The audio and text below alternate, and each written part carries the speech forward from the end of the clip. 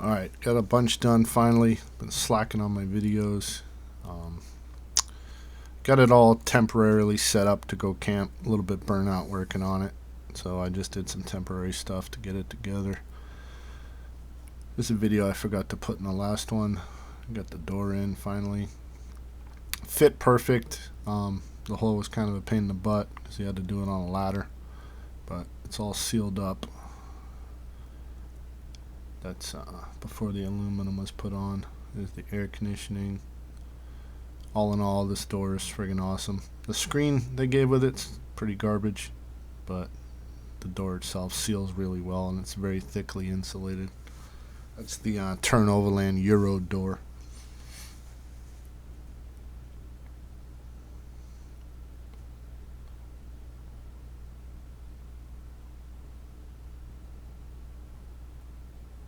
It's just a overall with all the black adhesive. I don't know why I videoed so much of this. And because my friends are hilarious and everyone says it looks like a U-Haul, I added the U-Haul sticker. Thanks, Miles. The window's not going on this side, so that's perfect. So Ian from Wheel Every Weekend did an awesome job on the tire mount. My idea was to have it mounted hard to the back wall. He came up with a much better idea. This is where I'm hiding my shore plug, my shore power. I don't want it on the side because I'd probably rip it off on a trail using the smart plug. Gets pretty rave reviews. Using the Max tie-down Y-strap for this. Fits like a glove, super secure, bolted right down to the subframe. Super happy with this. Ian did a kick-ass job. I'll put a link to his website down in the comments. Also got the furnace installed. It's the S-Bar D212.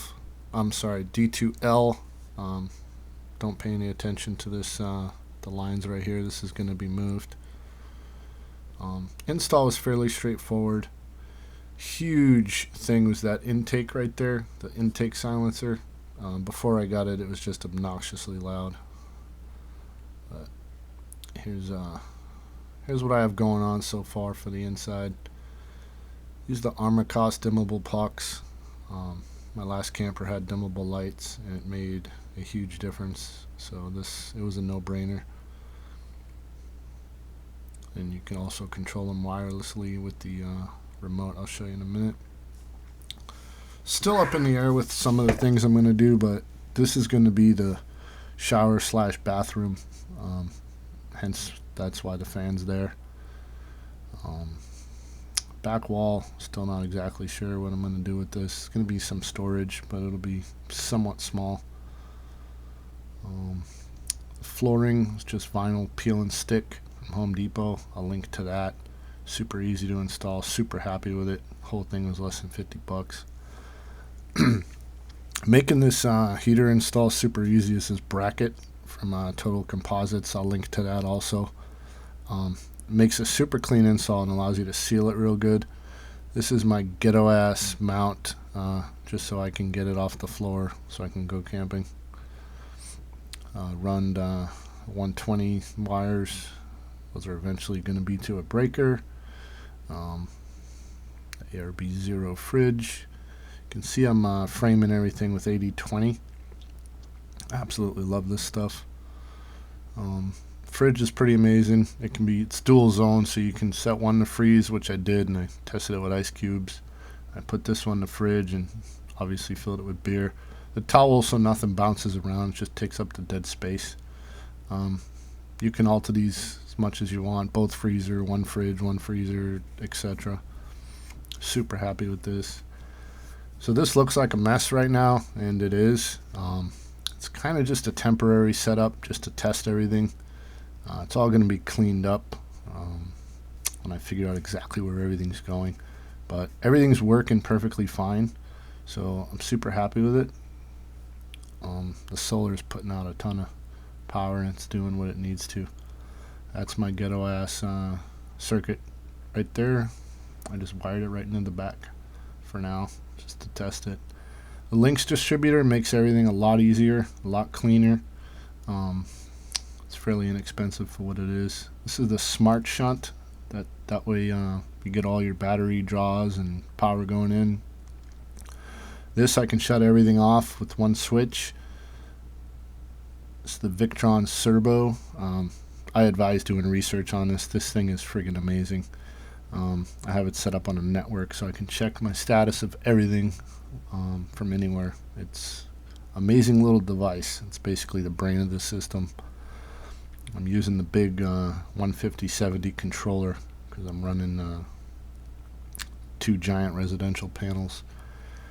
For charging while I drive, I was up in the air. I ended up with the Sterling DC to DC 60 amp, and super easy install, and testing it at idle, it's pushing 52 amps just at idle. So that's going to work really good. This is a ghetto, dangerous, stupid thing, but I have it there in case I need shore power temporarily, which I don't think I will. Obviously, that is not recommended, and you'll probably get electrocuted. These Turnoverland Windows are pretty awesome. Fairly inexpensive, super easy install. They have a screen, a blind. They open up awning style, so you can actually have them open in the rain and no rain gets inside.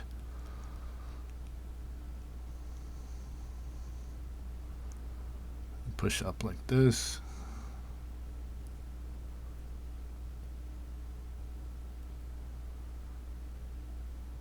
That's at the foot of my bed. And you just put the screen down, you're good to go.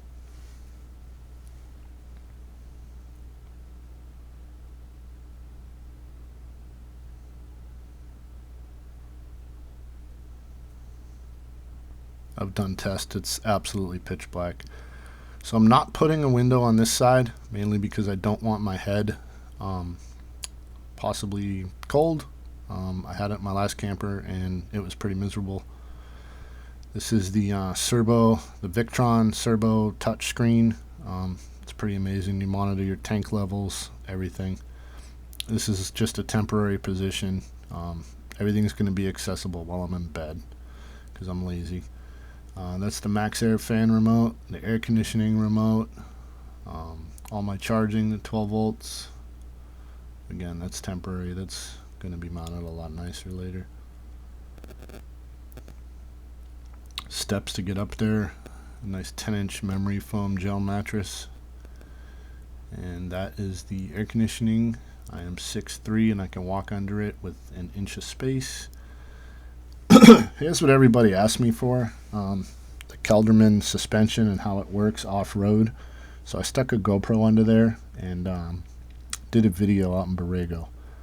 So you can see this and how the subframe mounts. You have to keep a close eye on the springs of the subframe. I keep messing with different rates. I still don't have it 100% dialed in, but these are like 2 or 3 spring rates stiffer than what I originally had in there. And I think I still need to go 1 more. You can't see the subframe moving until about, I don't know, halfway through this video, but you'll see what it's doing and how those springs work. It articulates a couple inches, but if you keep a close eye on the gap right there near the springs, you'll see it moving. And that's the frame flexing off-road. And this is very slow going. This is only 10 miles an hour, if that, on a rocky trail.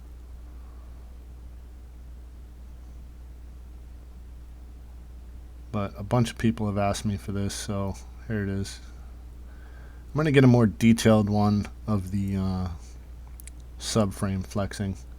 This didn't really show all that much of it. There's a couple big ones where it moves a bunch, but for the most part it's not moving all that much.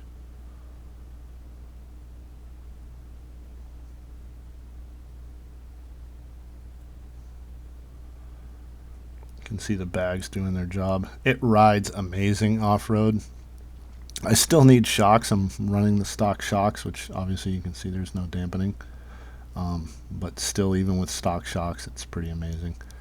I have the Kelderman in the front too. The brackets need to be redone. They're not sitting properly because the axle's an inch forward. But this is the suspension doing its thing. You can see the subframe starts to move, I think, around this part in the video. Keep an eye on the springs.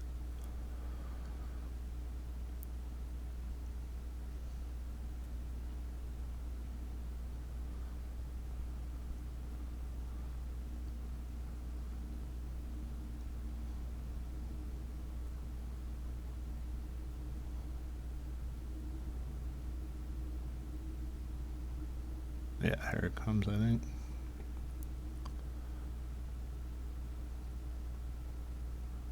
Right there. A couple more coming up.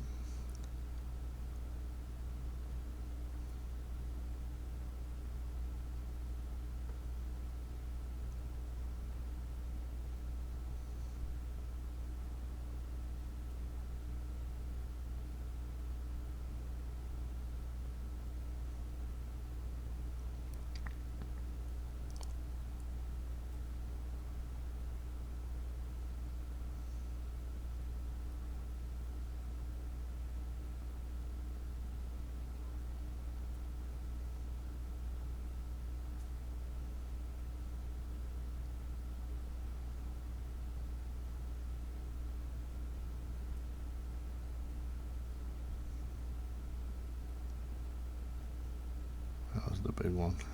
Other than that, you don't see it moving all that much. It's a pretty tame trail. You can see on the ground, if you look really at the bottom, only going 5-10, probably not even 5 miles an hour really. Just looks fast because of the tire.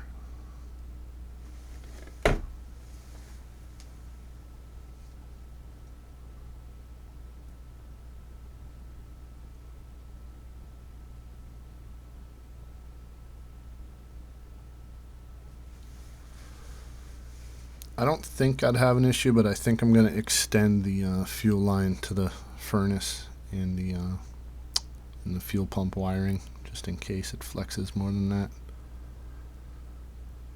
I'd rather be safe than rip the thing out of the heater.